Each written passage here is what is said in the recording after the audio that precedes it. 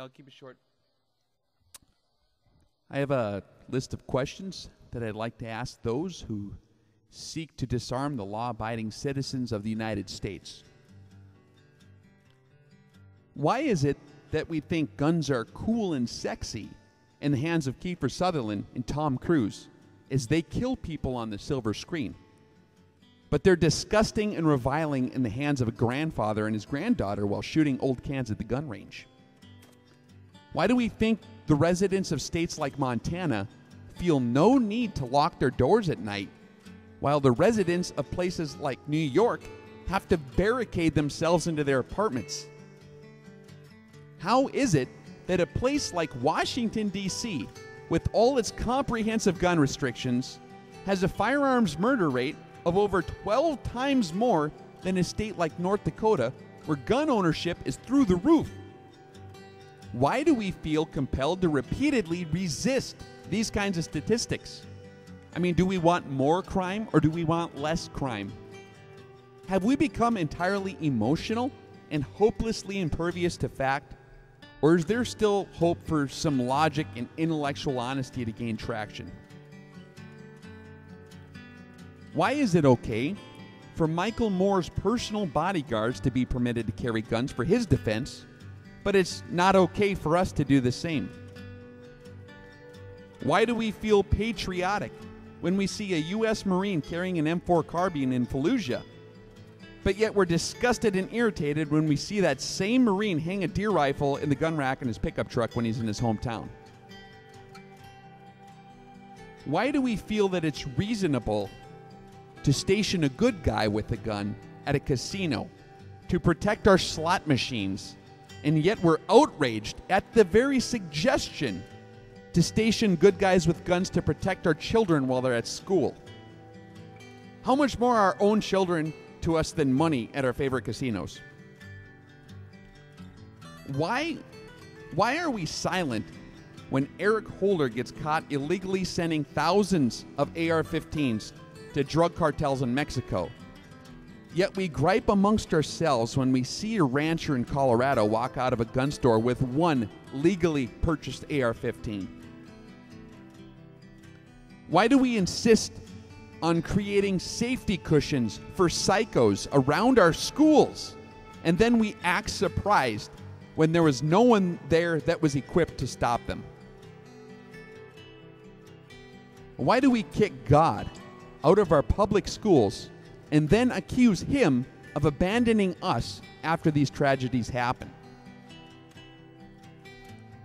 If we really think a confiscation can get guns off the streets of dangerous neighborhoods, then why don't we just simply do a drug confiscation to take care of all the tweakers and crackheads in our dangerous neighborhoods? Why do we think criminals and psychopaths will obey these laws?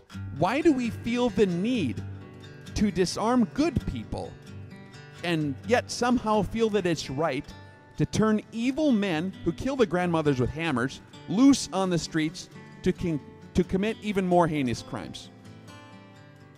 Do we really hate that which is good and love that which is evil? How can we stand before each other and proselytize against gun violence when we bathe our own very children in death and violence every night before bedtime with all the games and all the movies that we've showered them with at Christmas time? What level of injustice and hypocrisy are we willing to tolerate? Why do we convince mothers that it's in vogue to proclaim their sexual freedom by sacrificing their children to a psycho with a scalpel, yet we can clearly recognize the atrocity of 20 children being killed by a psycho with a gun? But yet, we think that it would be evil for a good guy with a gun to have been present there to stop him. Have we gone completely insane? How come it was bad for the Führer of Germany to disarm his people in 1938, but it's good for our elected officials to disarm America in 2013? Who is it that we want to round up and exterminate? Do we really think that the Second Amendment to the Constitution of the United States has anything to do with hunting or shooting sports? Do we think our founding fathers really thought that deer hunting took priority over the rights of indictment by grand jury, trial by jury, the restriction of cruel and unusual punishment? Really? Are we willingly obtuse to all these realities? Or has television become our new God and infinite source of truth and knowledge? Will we learn before it's too late? When will we finally decide to put our foot down and say, no more? Before or after we have been successfully declawed and neutered? That is all.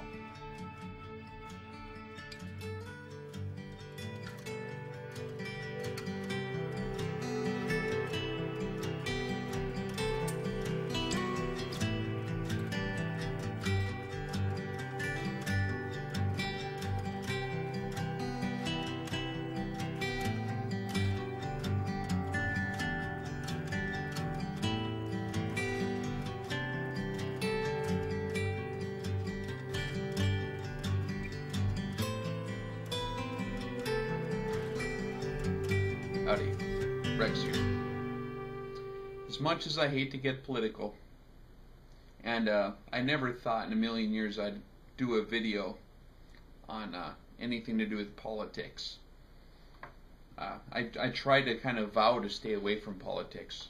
But this particular issue, I'm being getting a lot of questions on it. And a lot of folks wondering which direction to go, what they can do. And so I thought I'd offer some advice in what I think is probably the best solution, okay? Because, I mean, there's a lot of different roads guys can go, and I think that what I'm about to share with you here is probably a good, safe deal to do, okay? As you're probably aware of, I begin a lot of questions about the possible assault rifles ban coming through the works. And a lot of guys seem skeptical, like they don't think it would actually work its way through. They seem very optimistic. But if you've been paying attention at all to what's been going on in the climate of things in the background of all these tragedies, a lot of things have been going through, like the UN Small Arms Treaty, and that's been the background context to all these different things going on. And they've been waiting for the opportunity to really come full force. And this time, I almost can guarantee you they're going to go for the gold here. It's not going to be like a 1994 assault rifles ban like it was with Bill Clinton. They've learned a lot when they did that ban about the loopholes and things like that, and the expiration date. I think one of the reasons they put the expiration date into the 94 ban was actually so that they could find where the loopholes would be and they could tweak it later. That's just my opinion.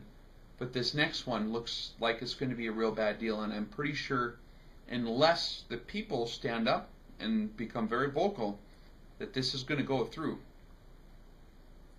And I don't think just being optimistic is really the solution here. We've got to be vigilant, we've got to stand up, and we've got to put our foot down when enough is enough on some of these things.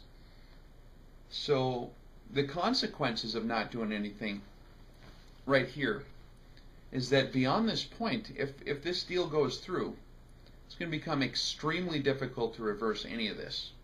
It's a lot easier to stop these things before they happen than it is after they happen. And this one will be permanent. It'll never get straightened out again. It'll never be repealed. And even a lot of the Republicans and a lot of the conservatives, and if you look at the pulse of the media, even so-called conservatives are folding on this issue. So it's something you need to be very much aware of. Make a long story short, I'm posting a link at the bottom of this video because I know how difficult it can be to try to find these different deals and get everything squared away. To write a letter and send an email to your representative, senator, and the president. It's on a website, government website, where you can go and you can post comments and letters. And I think that it's always very wise to use your First Amendment. The reason it's there is so that you can use it, okay? And here's a letter. And at this link, all you have to do is click on this link, and you go to the place where you type and just write a brief letter. It should take you 40 seconds. Okay, write a letter. Be vocal. Say something. Because if this deal goes down and you didn't say anything, you basically deserve the consequences of all that this entails. And if you don't understand what those consequences could possibly be, I would encourage you to read history. And they're not pretty. And Rome didn't think it could happen to them. Germany didn't think it could happen to them. The people in China didn't think it could happen to them. No one ever thinks it can happen to them. The full parameters of all the consequences. But we the people still have a voice right now, the First Amendment, okay? So that's what I would recommend you guys using. So if you don't get vocal right now, I'm talking like today and tomorrow and like this week, the second you see this video, you need to get vocal. You need to put your foot down. Because time is running very short. They could pass us right away. There's no time left. Here's the letter I wrote. And I suggest you all use your own wording, of course. But you definitely need to send this out. To the Honorable Rick Berg. Representative Berg, I hope the system is still intact and that this letter actually reaches your hands. I am a responsible, law-abiding citizen. I, along with many of my fellow citizens, will consider any new gun legislation that further restricts the sale and ownership of firearms, magazines, and any other gun parts to be a direct infringement upon our right to keep and bear arms. It is your duty to the law-abiding people of the United States to vote no on any form of assault weapons ban that comes before you. As a responsible gun owner yourself and as a resident of the great state of North Dakota, you must already know that such bans only remove guns from the hands of law-abiding people while they remain in the hands of those who disobey the laws. We the people are watching. Please be active in supporting and defending our most fundamental liberties. Being timid or quiet while such ridiculous legislation is discussed openly is not acceptable. We demand that you stand up and actively fight against any new gun legislation that comes to the table. We depend on you. Sincerely, for you guys, TiborasaurusRex. So, here's the deal, guys. There's a link down there. It's only take 40 seconds. If you don't use your First Amendment now, it's over. There's nothing more you can do on this issue. It'll go through. I promise you, it will pass if the people don't stand up and say something. So it's imperative that you speak on this, okay? If you treasure anything that this country stands for, it's all ensured by our Second Amendment rights. I don't shoot guns and do these reviews lightly. It is a hobby, sure, but it's a lot more than that. And if you're familiar with history, I'm sure you know what I'm talking about. And there may be some of you out there who may be tempted to go ahead and fill this out and put your name on it and enter your zip code and send it off to your elected officials, but you may feel a little intimidated, like, man, they might know who I am then, and then they'll put me on some kind of list, and then I'll get a check mark behind my name or something. Well, here's the deal. Freedom is not a free deal, okay? You do have to say something. If they've got us so timid to where we're scared to speak and do things like exercise our First Amendment, we're in big trouble. But I don't think we're in that big of trouble yet. We can speak. Nothing bad will happen at this point. What will happen that is bad will happen after we don't speak. And any of you who might feel intimidated by these guys, I would encourage you, and pardon my French, but you need to grow some balls. If you don't grow some balls now, you'll never grow any.